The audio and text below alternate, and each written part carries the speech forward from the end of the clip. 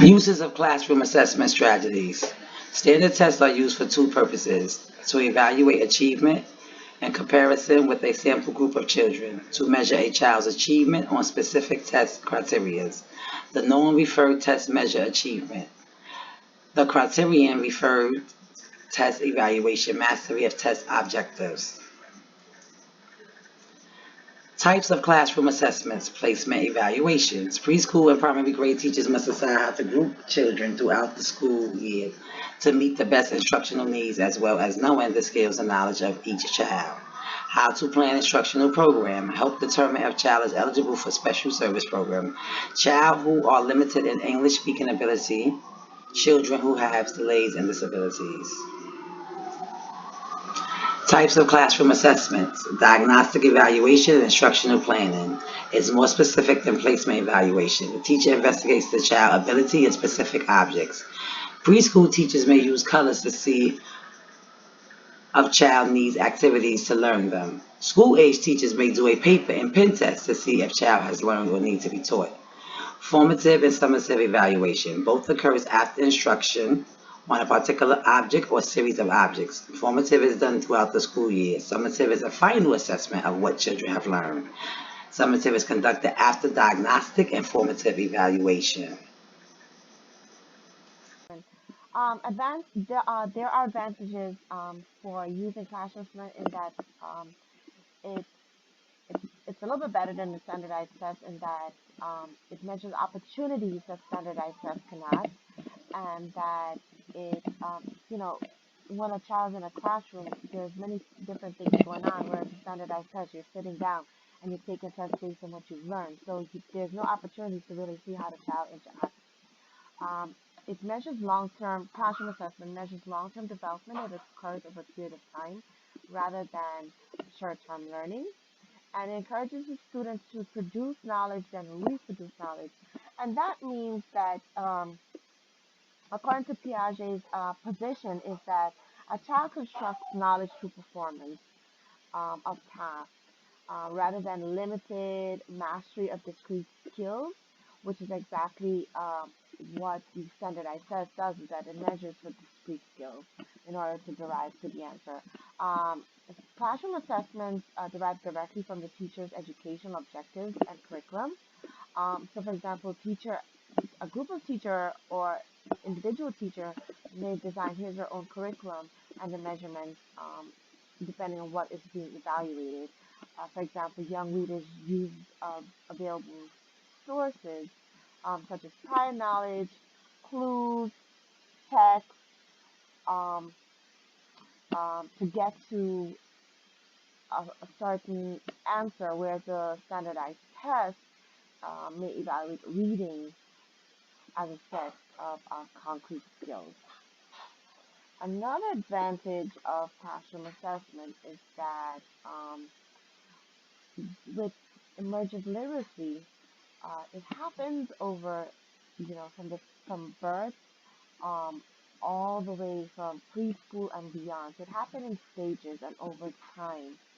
And with the classroom assessment, it takes into account of how the child is doing during each step of the way. Um, we know that in the first years of schooling, that the federal government stresses the importance of phonics, whereas the classroom assessment will stress letter sound correspondence, print awareness, encoding and decoding words. Um, Also, classroom assessment is effective in the way math is being taught. So tests often teach to test rather than follow methods, um, which we all know that the standardized test is absolutely like that.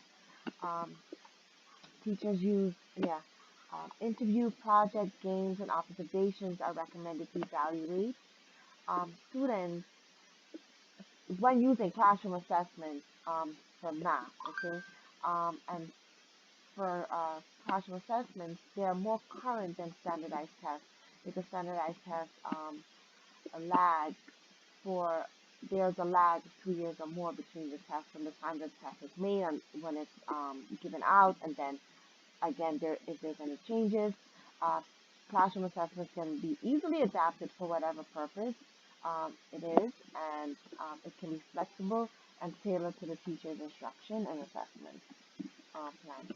There are some disadvantages of using classroom assessment, though, in that it has limitations. So, in other words, teachers have to learn how to design and use the measurements appropriately to be effective.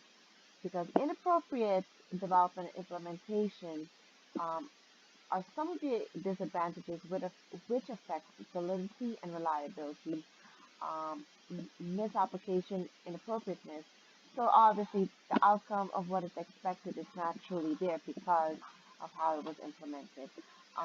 Also, an inter-rater reliability needs to be established among whoever's making the assessments to ensure that they locate the weakness on the test items before it is administered. And if the test is misused by teachers, there's it can be misused by teachers in that teachers can decide their own mastery. So, for example, if a group of teachers are sitting down together to come up with a classroom evaluation for a certain topic, and teacher A decides for her class it will be 6 out of 10 in order to get mastery, and teacher B says, well, no, for my class, I'm going to require 9 out of 10 for mastery for the same topic that both teachers are teaching. So that's where the confusion can come in over what is mastery. Um, and for that reason, why interreliability is required is necessary. And then there's a concern: is parents are going to be acceptable to classroom assessments going back to the mastery for teacher A and B. I mean, it's the same topic, but one has expects more than the other. And then parents have to now be aware that it can affect their child depending on which teacher it was, that their child is in. So that's also concern in terms of classroom assessment. Hi, this is Lubna Khan. Today I'm going to talk about the role of documentation. Documentations refers to the teacher's task of being active observer of children and keeping record of or displaying their work. Basically, the main goal is to make children's learning visible, and this can be done in a number of ways. It can be done through photographing activities and children, or it can be done by displaying work on the walls. By making learning visible, the teacher can insight into the child throughout processes, learning and the level of understanding. Additionally, making learning visible serves as a self-assessment for teacher to determine if their work is accurate or appropriate, where it was successful and where it could be improved. Lastly, it gives parents information about the learning that their children are doing. It provides a communication line between teachers and parents, which is also a central of Reggio Emilia approach to early childhood education. The Reggio Emilia approach, let me give you a little bit of history. The Reggio Emilia approach was founded shortly after World War II. It was founded in Reggio Emilia, Italy. Reggio Emilia was a small but a wealthy town in northern Italy. It was founded by Louis Malagozzi, who was a humanitarian and a teacher. It was the first school founded after World War II. The Reggio Emilia approach focuses on early childhood education, and it is an educational philosophy. The approach is student-centered. It views young children as individuals who are curious about their world around them and have great potential. The education is based on interrelation between teachers and students. The child is collaborative and a communicator. The teacher is the guide and the researcher. So actually, and this means that Regro Media regards that child as infinitely capable, is able to direct their learning and able to utilize the environment in their learning.